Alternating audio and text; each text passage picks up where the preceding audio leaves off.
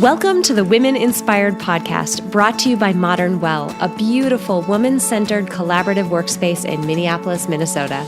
I'm your host, April Seifert, psychologist, entrepreneur, and self-proclaimed life experience junkie. Each week, I will introduce you to a different woman who is succeeding and inspiring others in one way or another. We'll dive into her story, her successes, failures, and the lessons she has learned along the way, all with the goal of inspiring you to listen to that inner voice who keeps reminding you that there is something you want to take action on. You are so much more capable and powerful than you give yourself credit for. Inside of you is a woman on fire. Let's let her out and see what happens. Here we go.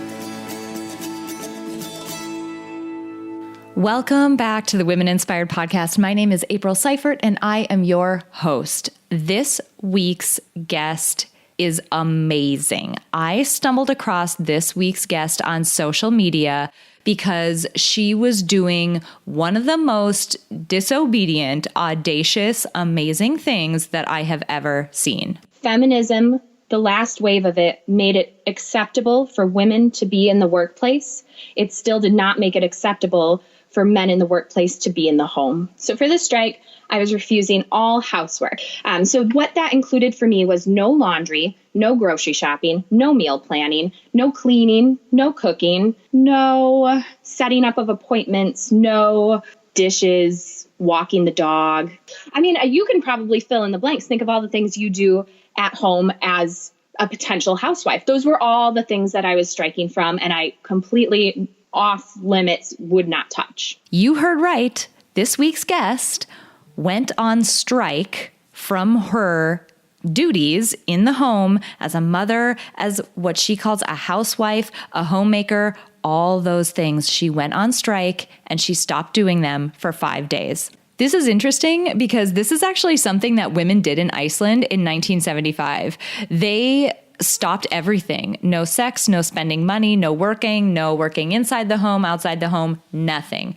They wanted to show how indispensable women's contribution to society and to our economy, how indispensable that was. And, for Nicole, it was a little bit different, right? She was waging this strike against her own household. And in the process of these 5 days, she actually made it 5 full days sitting on her front lawn. In the process, she learned some amazing things. And so I was really excited to reach out to Nicole, to have her on the podcast to share her story, because there's just incredible things that you are going to learn from this one woman's experience. So I know that once you leave this interview and you hear what Nicole has to say, you are going to feel empowered to look at your own life a little bit differently, to embrace the side of you that is imperfect, and to start connecting with other women by sharing the messy imperfection that is all of our lives. So I am so thrilled for you all to meet Nicole Hogan.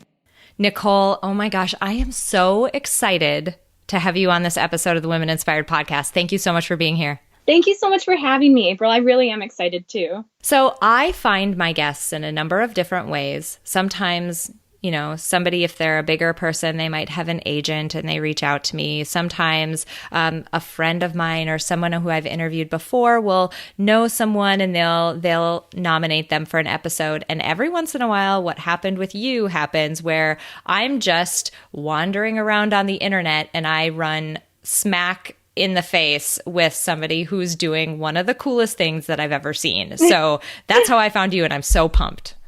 Oh, I am so glad you ran smack into me. I'm really pumped as well.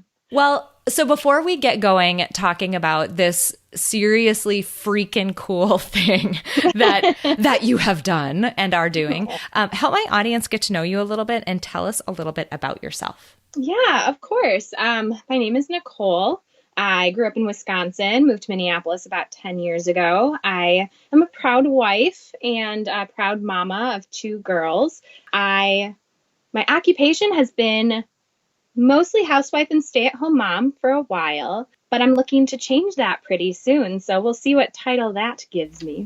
I love it. I love the foreshadowing. That's so awesome. All right. So I came across you recently. You had, what shall we call it? A little project. I don't even know what to call it. That is the nicest way anyone has referred to it. We're going to go with project. Something happened with you recently. You went on strike. I did.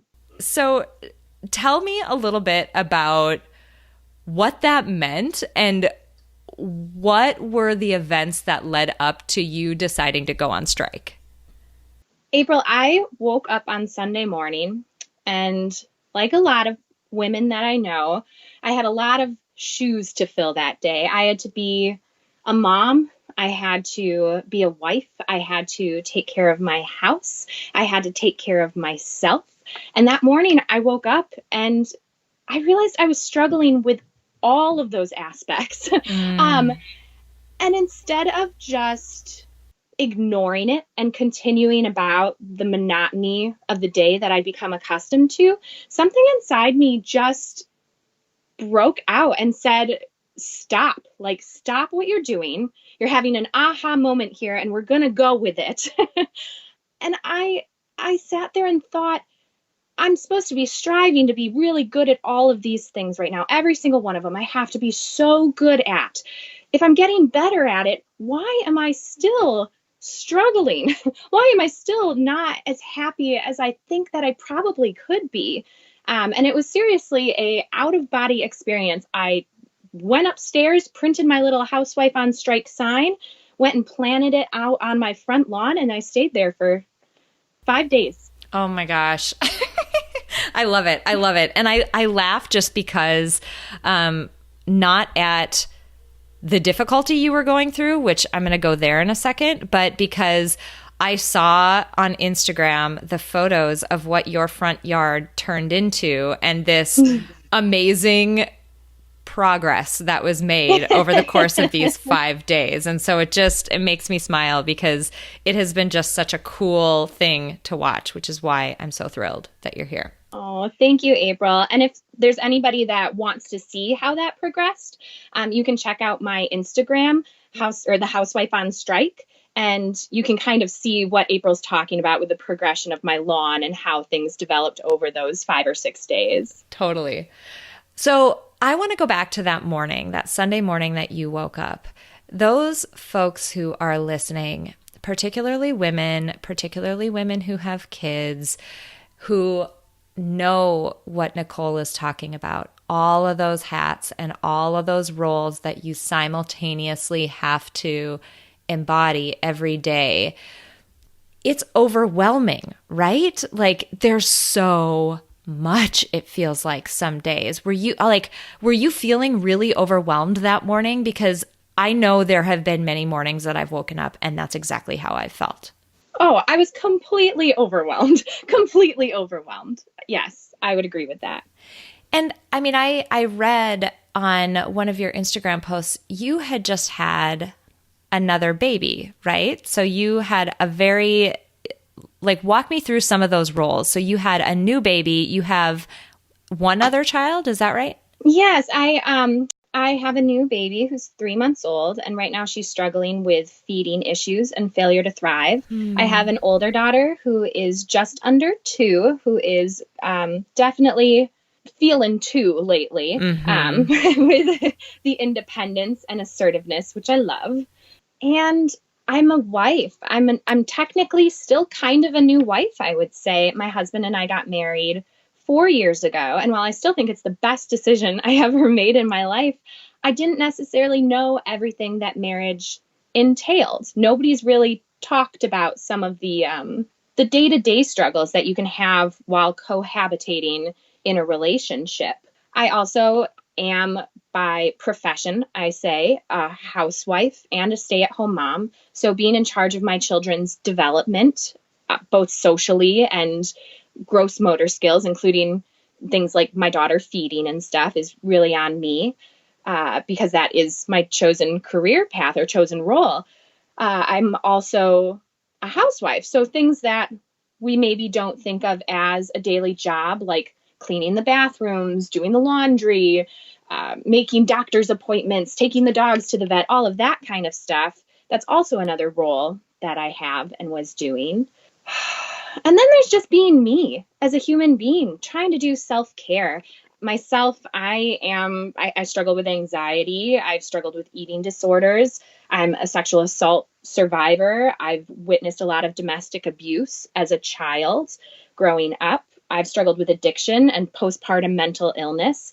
So that all right there is just what I have on myself, which I think often gets discluded in the what kind of roles do you see yourself in? So I totally agree. And so many of us know, can relate to all or part of what you've said, including some of the more difficult things that you shared. So first of all, thank you for being open and willing to share your background and the complexity that, you know, you've experienced throughout your life. And two, you know, so many people can relate to feeling overwhelmed and feeling like there's a lot on your plate to have to juggle. There's a lot of blogging out there about mental load and about the, you know, still unequal burden. Even when both people are working a full-time job, the burden that women carry to do more childcare and more cleaning, cooking, all of that, life organizing, we tend to do more of it still. And so I think a lot of people can relate to that overwhelmed feeling that you were feeling that morning. My husband, who is the smartest, most kind man that I know, he put it really well during the strike, during one of the conversations that we had. He said that feminism, the last wave of it, made it acceptable for women to be in the workplace. It still did not make it acceptable for men in the workplace to be in the home. And I think that is the big issue that our generation right now is dealing with, right? We can go to work, we can climb the ladder, but the men in our lives or our partners, there's still a stigma attached to them being in the home. And that's something I've really been trying to unpack lately in my work. That's really insightful. That's actually where I was going to go. I was curious about, you know, how this conversation went between you and your husband, or how it went that first day. I'm sure he was surprised. Like, somebody doesn't walk out of their house and go, you know, take up on the lawn for 5 days and have that not come a little bit as a surprise. How did he take it that first day? What was his reaction? The first day, I think he mostly thought it was funny. He thought it was funny that his full-grown, beautiful wife was sitting out on her front lawn with Oprah magazine and a coffee and, you know, deck chairs and a blanket and a little sign, and was just having a great day to herself. He thought it was funny, mostly the first day. How did it go after that? I mean, I'm assuming he thought it was funny because he thought you were probably overreacting, exaggerating a little bit about the fact that you were going to keep doing this. But I mean, you did go for 5 days. So when did that realization set in for him, and what was that like? Well, I do have to say that I don't think he believed I would actually sit out there for 5 or 6 days. Oh, of course. I actually had a moment when I first went out and sat down in the deck chair and put my sign down and said, well, crap, now I have to stay here because I just put it on Facebook that I'm going to stay here. So if you've ever been in an argument with a partner, you know, once you commit that you're going to do something, you've got to follow through. There's no turning back. To answer your question, there was a lot of ups and downs throughout the week. I think a big reason that I'm starting housewifeonstrike.com is because we often see the beginning and the end of a struggle. We see when the person got the addiction, and then we see how it ended for however it did end. We see, you know, the domestic abuse happen. We see how it ended, but we don't see all the stuff that happens in the middle because it's messy. It's really messy. It isn't just a straight uphill climb. It isn't just all downhill. There's a lot of ups and downs, and that's what we experienced throughout the week. At the end, it came up on top, and by on top, I mean, we are still continuing to work through a lot of the things we talked about with Housewife on Strike, and we will continue to do for what I'm guessing is a lot of our marriage. So tell me a little bit about, let's go into a little bit of detail here. What was it that you were striking from? Like, what did you decide you were not going to do? And were there pieces that you still did do? Like, break it down for us. You were on strike. What were you going to not do that week? Like, list these things out. Absolutely. So for this strike, I was refusing all housework. That is the part of myself I associate with being a housewife. For women listening, if you are in the workforce and you are still doing the entire load at home, you have your job title, but you also have another title as housewife. So what that included for me was no laundry, no grocery shopping, no meal planning, no cleaning, no cooking, no setting up of appointments, no ordering dinner, no, what else? Dishes, walking the dog. I mean, all of the stuff that all of happens. the stuff, yeah. I mean, you can probably fill in the blanks. Think of all the things you do at home as a potential housewife. Those were all the things that I was striking from, and I completely off limits would not touch. Amazing. Amazing. Okay, so presumably then your husband had to, you offloaded this and he had to take up the slack, because it's not like your house just stops running. Nobody's hungry for that week and no messes get made, especially when you have kids in the house, and nothing has to happen, right? I mean, laundry, blah, we don't need to wear clothes. We're just going to be nudists for the week. I mean, so presumably he had to take up this, the slack of what you weren't doing that he was used to you doing. How did that go for him? What was that like? He was a trooper, April. I have to give credit where credit is due. He dove in and tried to do everything he knew that I did. I say it that way because there were a lot of things he didn't know that I did, that I always joke, the laundry fairy came and put the clothes away that you folded and left on the kitchen table. Mm-hmm. So through that, we kind of figured out some of the things that I did that maybe he didn't recognize I was doing and didn't realize that that's what it took to make a house run.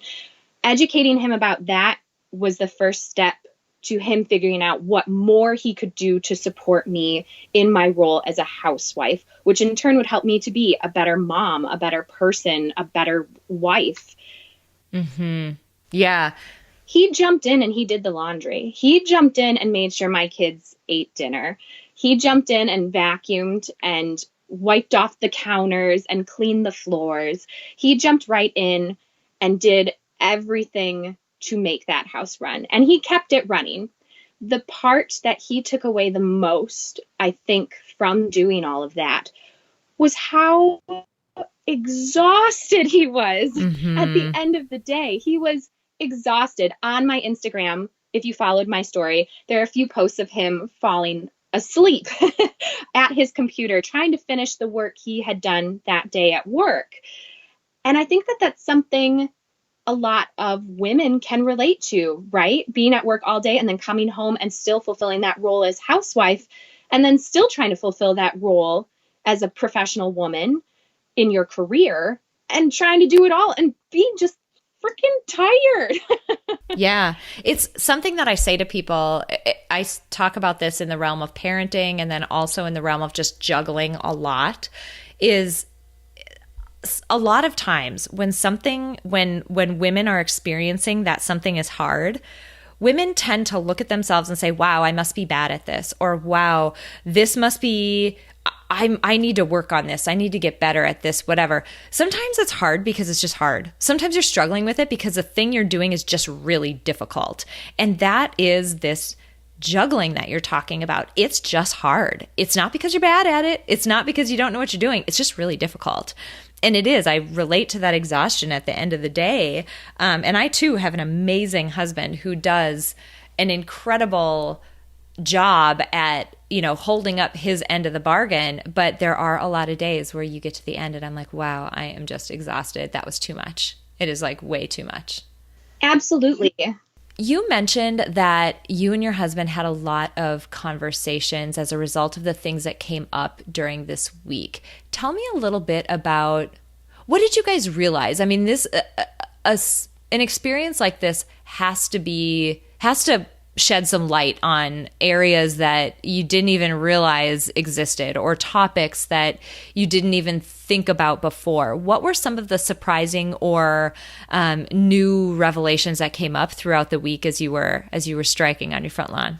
I think the biggest realization that we had was that by taking on all of these hats as a woman, as a housewife, as a mom, as a wife, I put away myself as a human, struggles and triumphs and all. I realized that I am an imperfect person. Society holds women to such a standard of perfection. And I don't just mean beauty standards. That's one that gets talked about a lot and should still be talked about a lot. But the core of a woman gets held to such impossible standards of protection or of perfection. As a woman, I'm a great person, April. I'm a wonderful person. I'm a kind, loving, funny, sociable, friendly person. But I also struggle with addiction. I also struggle with an eating disorder. I'm a sexual assault survivor.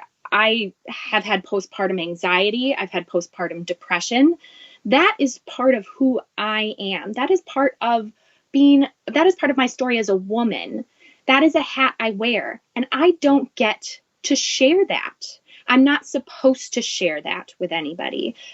It's a stigma. It's shameful to share parts of yourself that you are struggling with because we hold women to such a high standard. And that's why I started housewifeonstrike.com, to inspire women to have these difficult conversations so we can kind of build this community around the large and small battles that women are facing today, because we do not talk about it. We do not show it on Instagram. We do not show it on Facebook.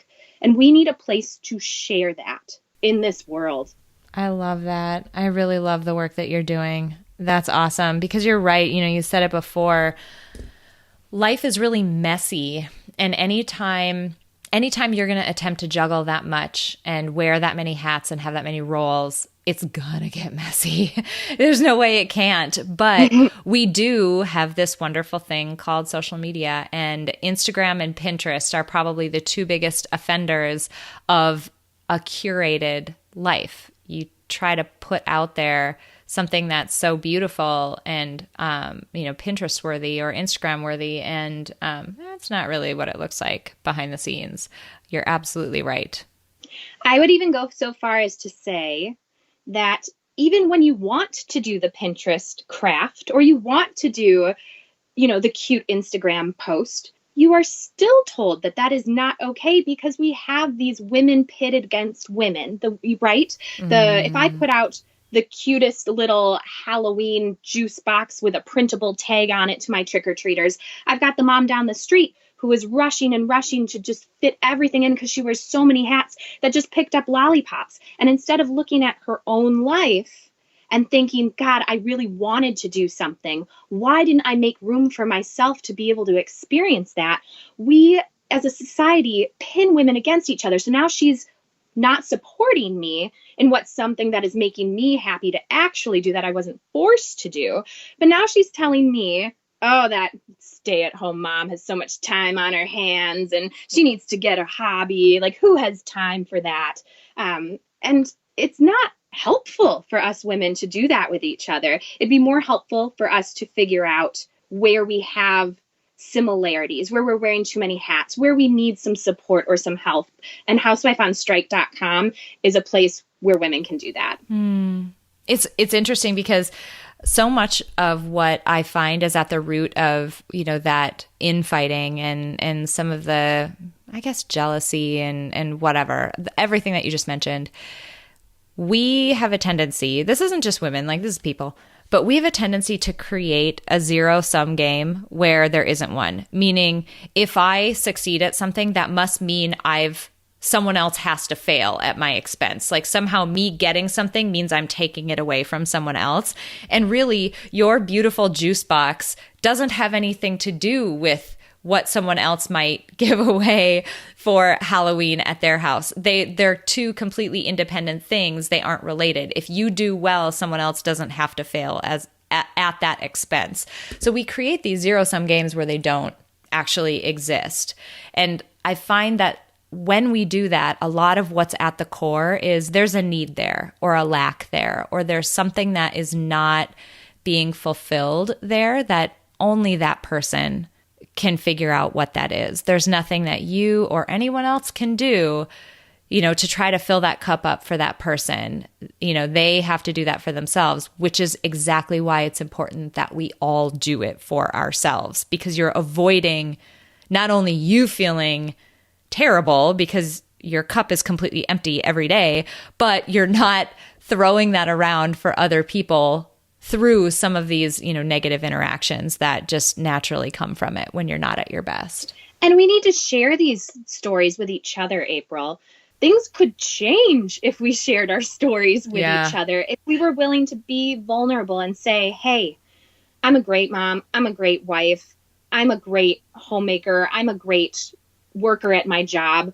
And I'm a great woman, but I also have struggles that I'm battling. Let me share that with you. And maybe you'll understand why on a day when nothing has gone right and I feel like I've accomplished nothing at home with my house or children, if I can get those printed tags on those damn juice boxes to hand out to trick-or-treaters, that makes me feel good. It makes me feel like I did something and made something pretty. It made me feel creative. And if another woman can hear me say that and understand that, I believe people are so good at their core. There's no way they're going to look at me and say, you're just a stay-at-home mom, that's why you did it. They're not going to shut me down. They're going to interact and we're going to have conversations.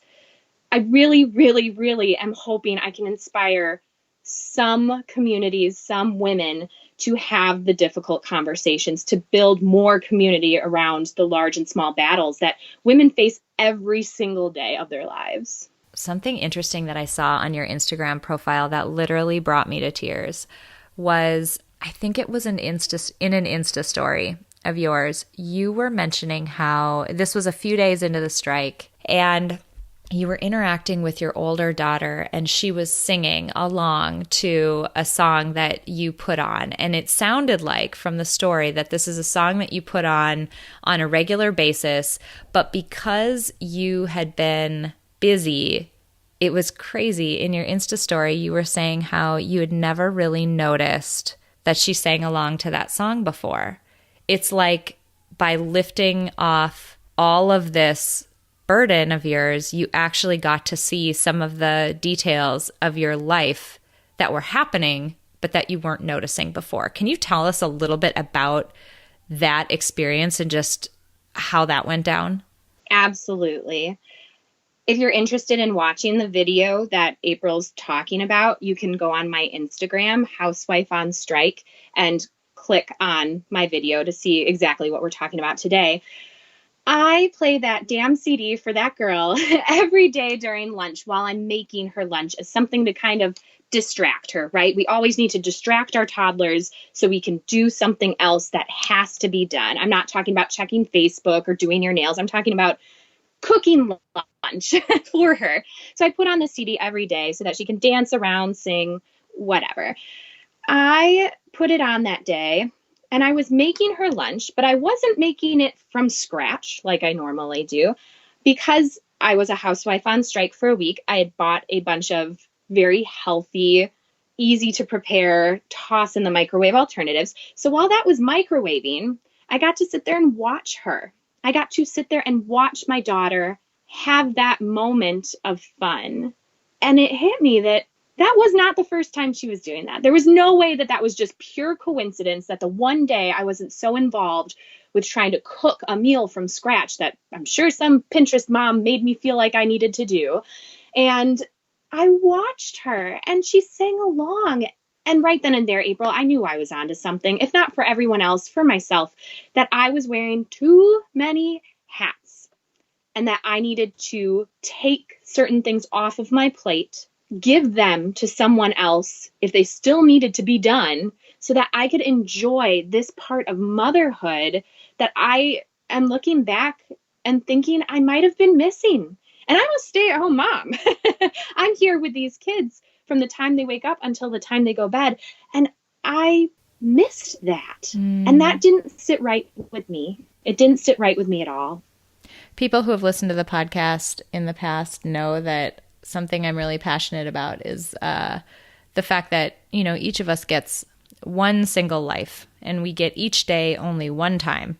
And most of the time, when you talk to people who are at the end of their life, they talk about how quickly it went and how they wish they had more time. And they start to talk about things that they regret. And one of the things that they regret is not spending as much time with the people that they love. And this doesn't necessarily mean, and what I don't want people to read into my words right here and say, oh, April's, shaming women who work. I'm a woman who works, who has kids. My kids go to daycare. This isn't what I'm talking about.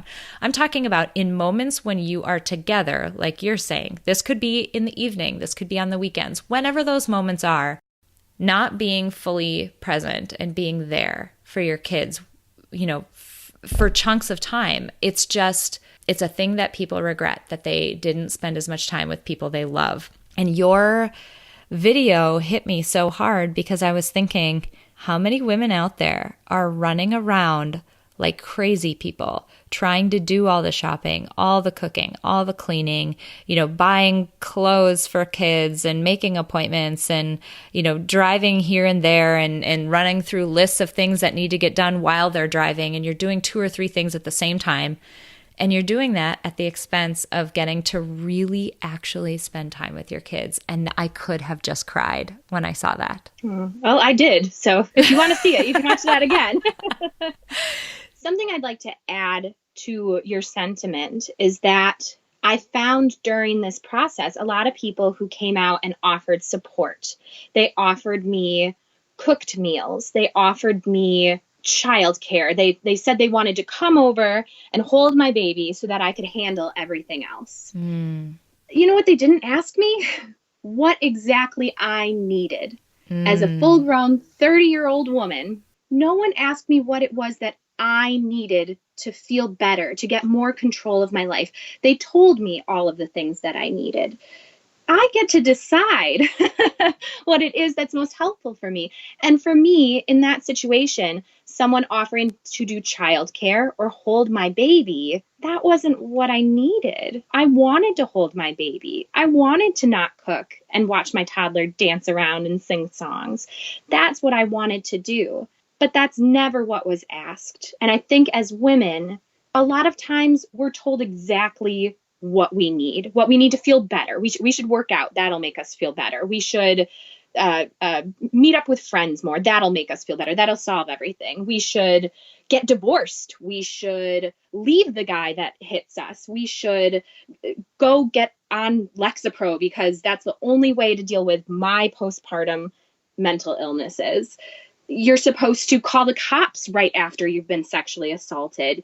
You're supposed to just feel beautiful and just eat if you struggle with an eating disorder. But does anybody ever really ask or share, what is it that you need to feel supported? What can I do to support you?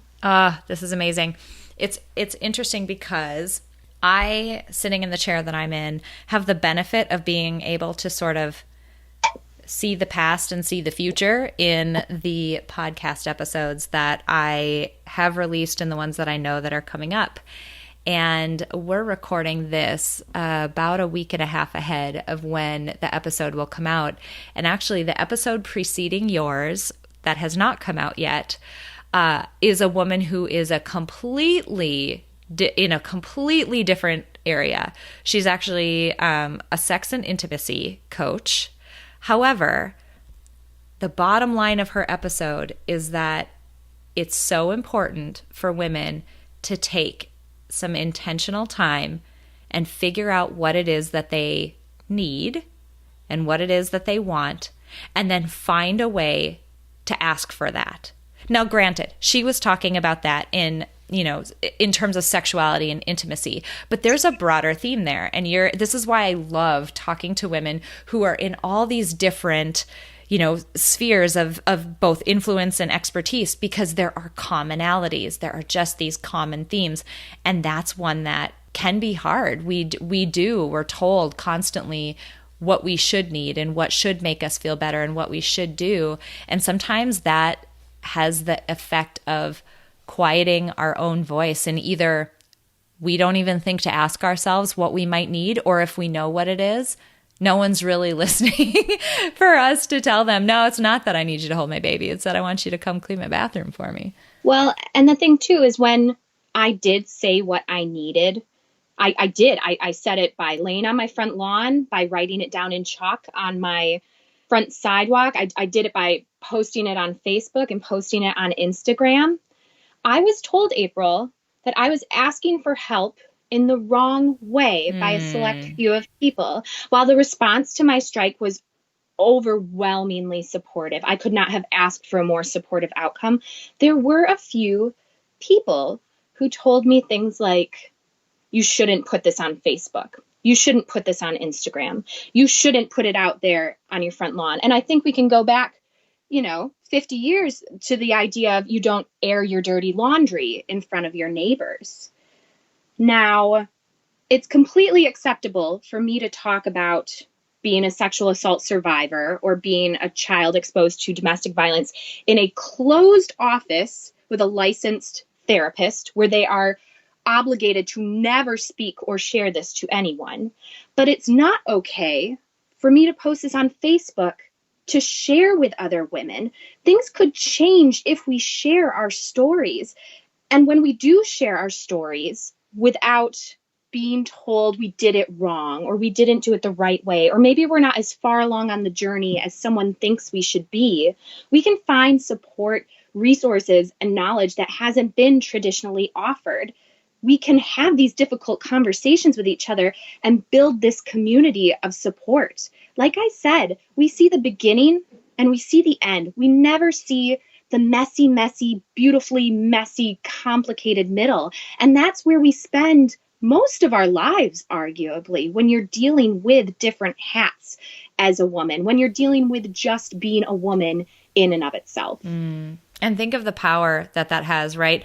Because when you keep things like that silent, even though they are incredibly common, all of the things that you mentioned, unfortunately, sexual assault, incredibly common. Postpartum mental health issues, I did an episode where I aired all my dirty laundry, all of it, about what my postpartum anxiety and the resulting PTSD looked like. That is all too common. Domestic abuse, all too common. Eating disorders, so common. But addiction, so common. But when you're the person who is going through that and you literally have never interacted with another person who's ever been open about it, you feel like you are this anomaly or this weirdo who's going through this experience that is so uncommon that there must be something devastatingly wrong with me. And that's not how we support one another. We support one another by helping them feel like there's someone behind them and that they're not alone and not the only one, and that they can, talk about this and it'll fall in the softest of places and people will be there, to welcome them with open arms and help them through it. But imagine the power that starts to generate, because then women, we're not adversaries anymore. We're all this united, locked arms, working together group of people. I mean, that's unstoppable. That's incredible. I 100% agree. I recently actually disclosed to my followers on Facebook and Instagram that I am a sexual assault survivor. This is something I didn't tell anyone for 12 years. It's something I've carried around with me for 12 years. I'm so sorry. And thank you. And once I posted it on Facebook and Instagram, I received dozens, probably close to 75 at this point, of messages from women across the country that were sharing their experiences. And this, April, included friends and family members of mine, friends and family members that I've known for those 12 years, friends and family members who never spoke about it to me for those 12 years. I can't help but wonder if I would have known one other woman, which statistics say I do. They say it's 1 in 3 women. We hear that. Right. Lots of other women. But if I would have known one other human being, particularly a woman for myself, that had went through that, I might have reached out to someone. I know all the hotlines I can call. I know if I go to my school counselor, they will call the cops. I know all of these things, these resources I have, but there's something soft and less aggressive feeling than just being able to work it out, what you went through, to another human being that understands, that can understand what you've been through because they've been through it themselves. We need to share these stories. My husband didn't know about my triggers from being a sexual assault survivor. Through this entire project, I've been able to identify them, and I've been able to feel comfortable asking for what I need. And my husband is so open to giving it. He had no idea. But that's what I'm saying when I say things could change if we just shared our own stories in our own words without anybody telling us we're doing it wrong.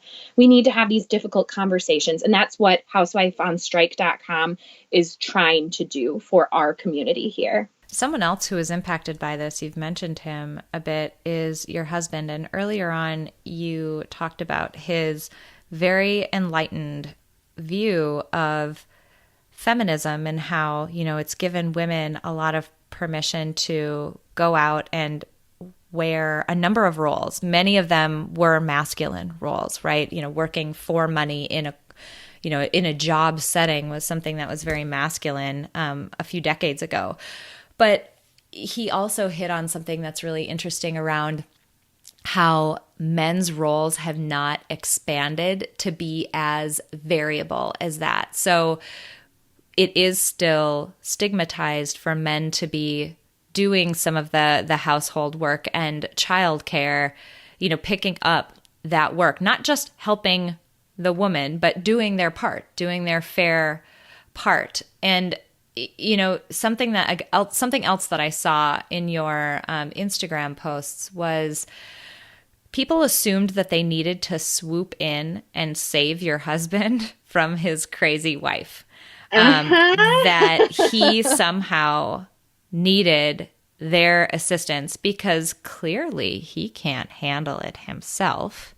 And I think that speaks perfectly to the point that he was making about feminism and how men haven't been given the cultural leeway to move into the home and work in that way because it's still seen as very feminine.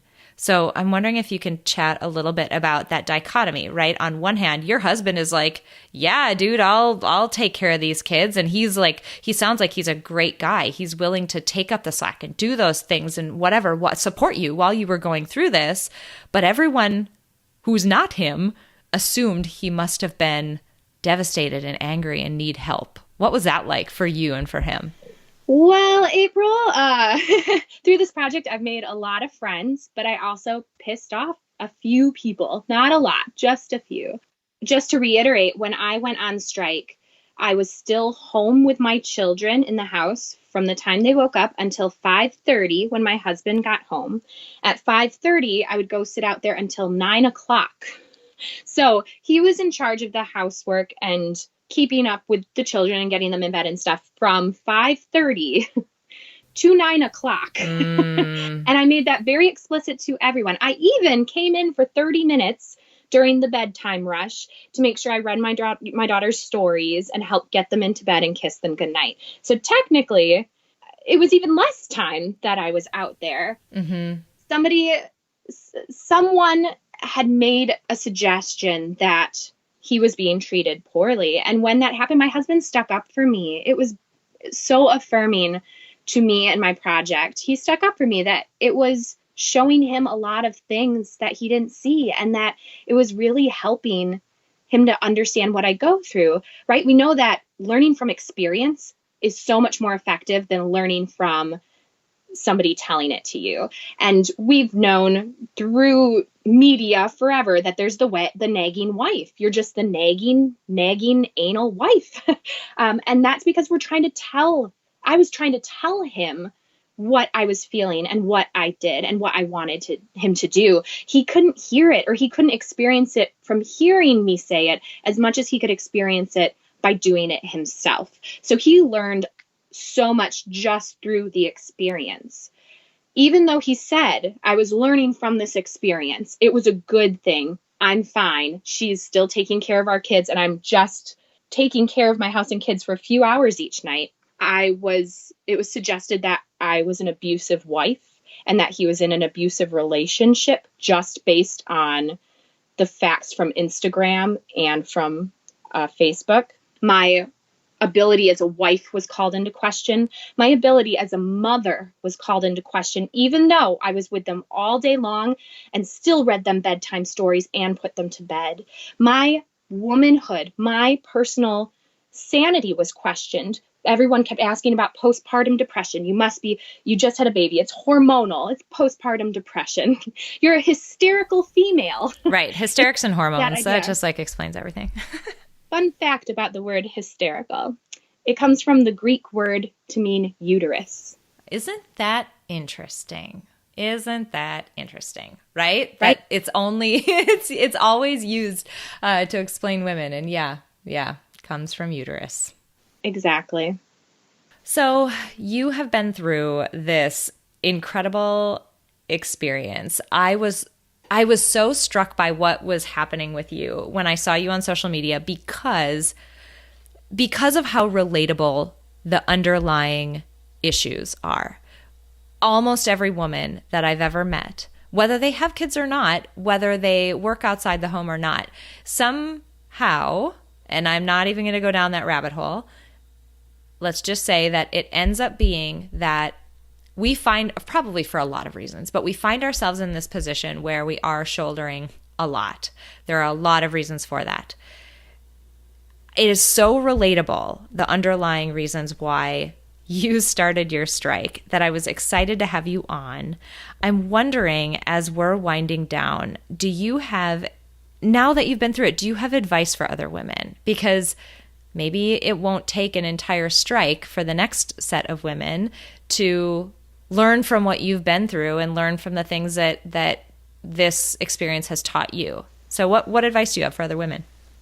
The advice I would give women, and I laugh just even saying that because I am such a work in progress myself. I don't know that I'm qualified in any way to give advice to any other woman about her own life.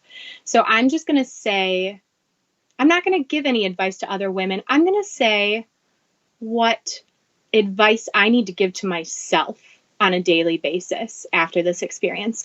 I need to know that I am not perfect. I will never be perfect. I will never be the perfect wife.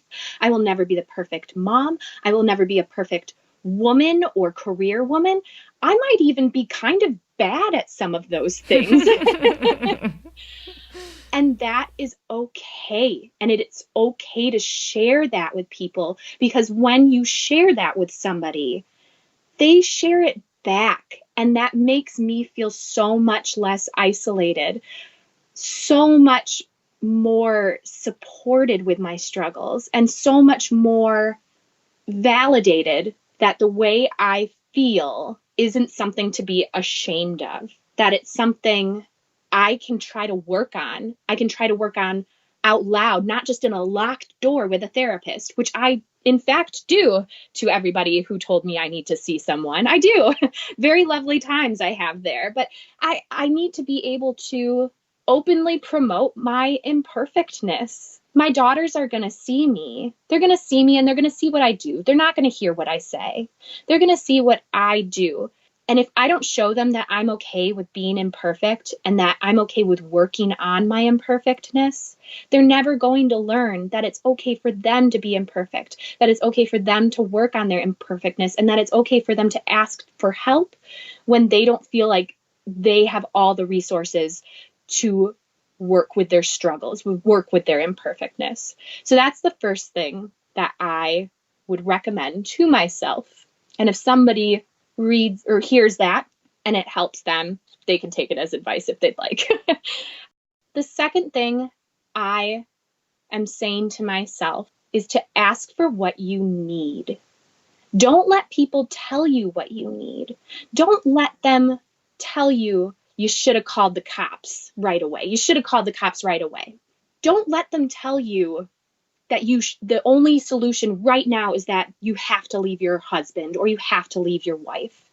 Don't let them tell you that you just need a casserole and a Zumba class and a nap, and then you'll be fixed. You'll be better. That's what you need. You are the expert on your own life. You're the expert on your womanhood, on yourself. You know deep down what you need. It's society that has made it hard for women to feel like they can ask for what they need. And the thing I have to share is that it is a beautiful thing. It is a beautifully affirming, life-changing thing, even in the simplest of ways when you ask for what you need.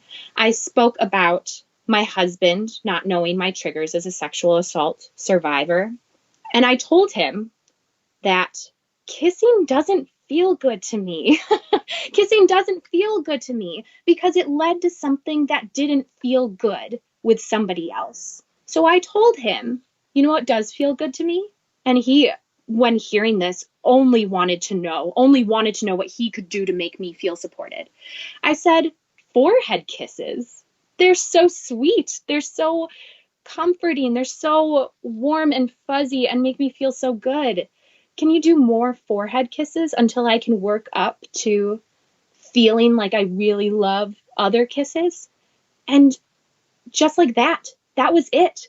And every time he gives me a forehead kiss now, I feel his love. I don't feel the anxiety and the panic that used to come up with it. And that's because I had that hard conversation. I put my story out there and I was able to hear other women's experiences with it without shame or judgment or anybody telling me what to do. And that's why we really need a community to have these difficult conversations in the world. We have to have these difficult conversations because you could change someone's life by sharing, not by telling them what to do or telling them what you need. You get to ask for what you need because you are the expert on your own life, on your own person, on your own womanhood. No one can tell you what you need. Amen, sister. I promise at this point, people are going to want to know more about you. Can you run us through, we've mentioned it a little bit along the way, but I want to make sure people get it. Where can people connect with you online? Because you're really starting to take this into a really neat direction and starting to build something that other people can get some value out of. Absolutely. I'm building a website. It is up and running. I say building because I need other women's help to build it. The website is called housewifeonstrike.com. It's a place where I'm sharing all of my stories about all of my struggles with all of the aspects of womanhood, being a wife, a mother, mental illness, eating disorders. All of my struggles are on there. There is a place on there for women across the globe to write their stories in their own words, what they're going through, the messy part, the messy in-between part, not just how it started and how it ended, what they're going through now.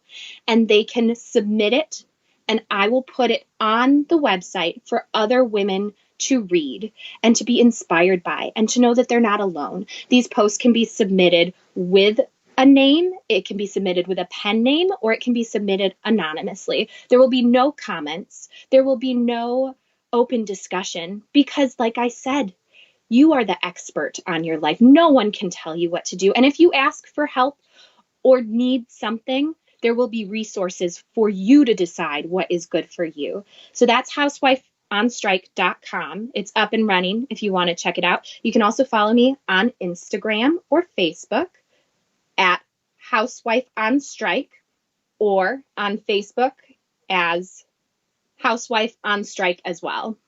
Awesome. Oh my gosh. I am so excited that we had a chance to talk and that you had a chance to share a little bit more about the project that you've been working on. And I'm thrilled to have this chance to share it with my audience because I was so excited when I came across it.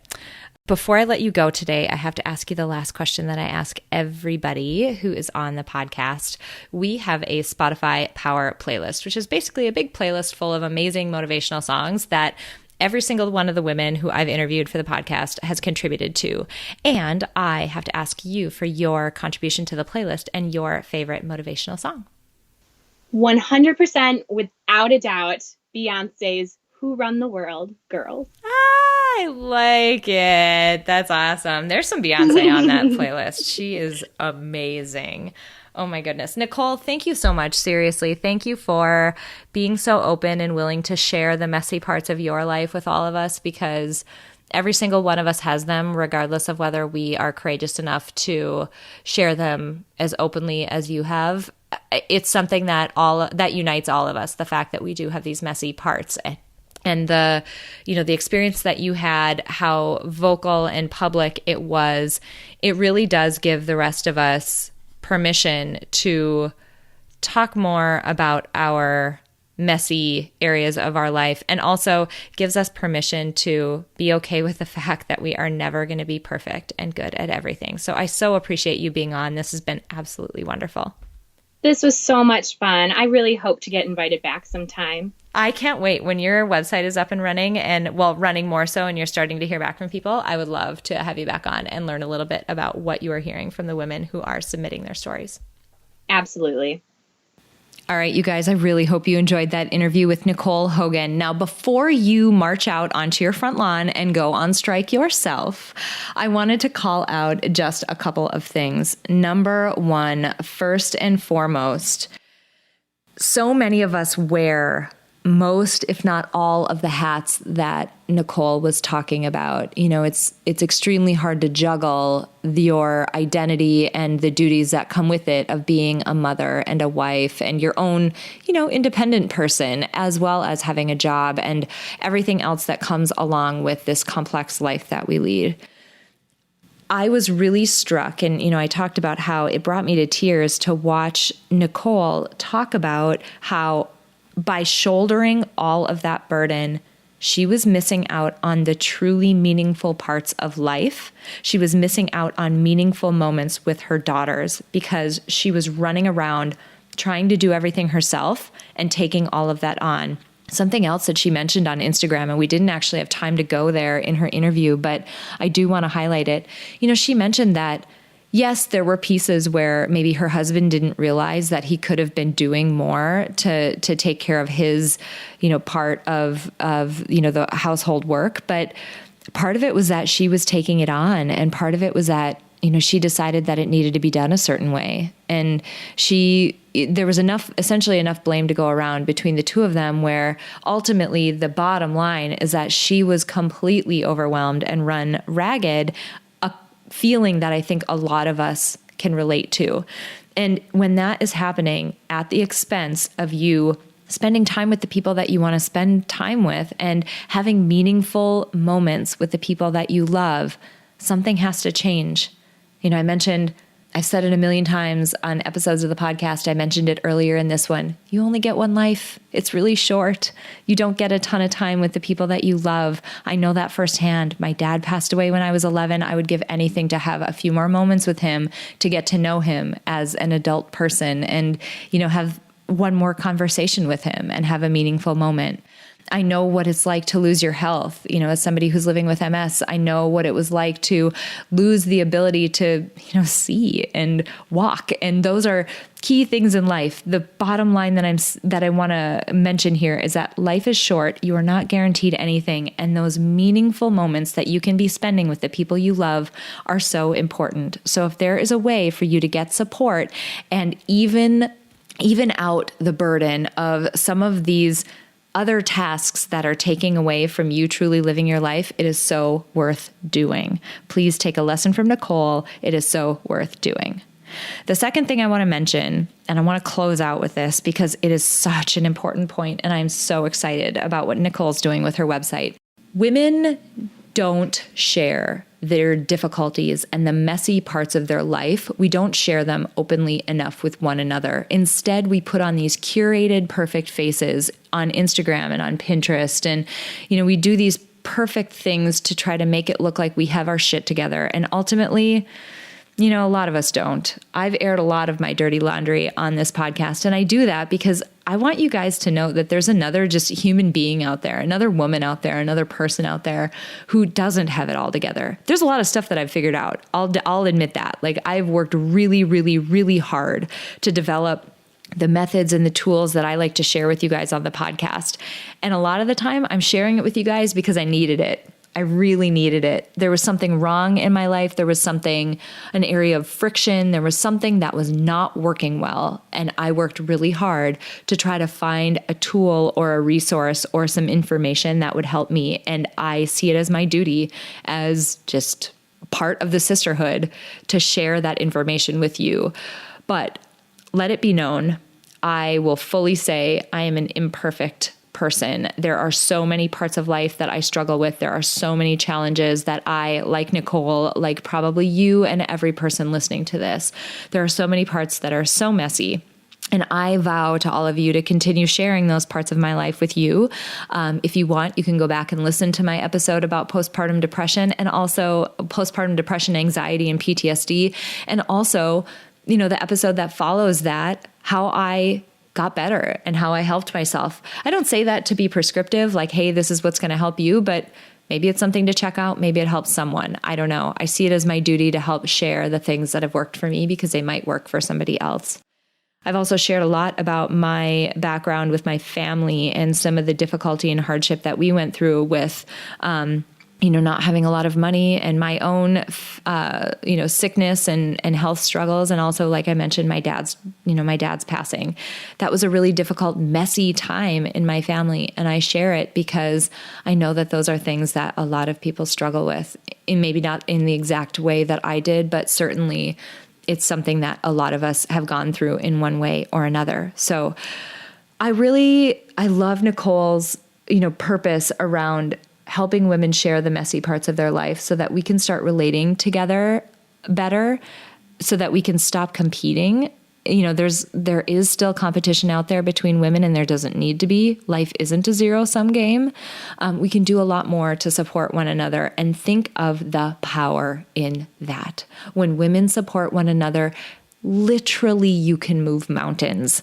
It is incredible. I'm experiencing that in part of my life these days. I'm in a mastermind that is one of the most supportive groups of women I've ever been in, and I can't imagine putting out into the world some of the things that I'm working on without those women around me. And I can't imagine having that in a broader part of my life. So share the messy parts of your life, connect with another woman, support another woman who is sharing the messy parts of her life. There is power in that. And also, please visit Nicole's website, housewifeonstrike.com. I was there today. It's beautiful. I love what she's doing. Share your story with her. And I'm excited to have her back someday when she's started to collect some stories from women and see what we can learn from one another. So go out, be open, be authentic, and support one another.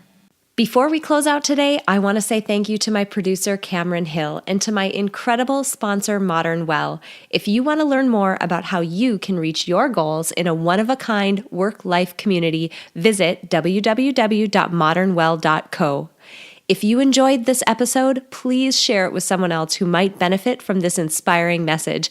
And if you have a moment, click the link in the episode description to leave me a rating and a review on iTunes. It would mean so much to me. Finally, I want to remind you that it is absolutely possible to live a happy, fulfilling life, even in spite of all of the chaos and demands we all experience. Sign up at aprilseifert.com to gain access to tools that will help you do just that. I have carefully created and curated a set of tools that combine the powerful fields of psychology and design thinking to help you intentionally create a fulfilling, happy life you love. Thank you so much for joining me this week, and until next week, stay inspired.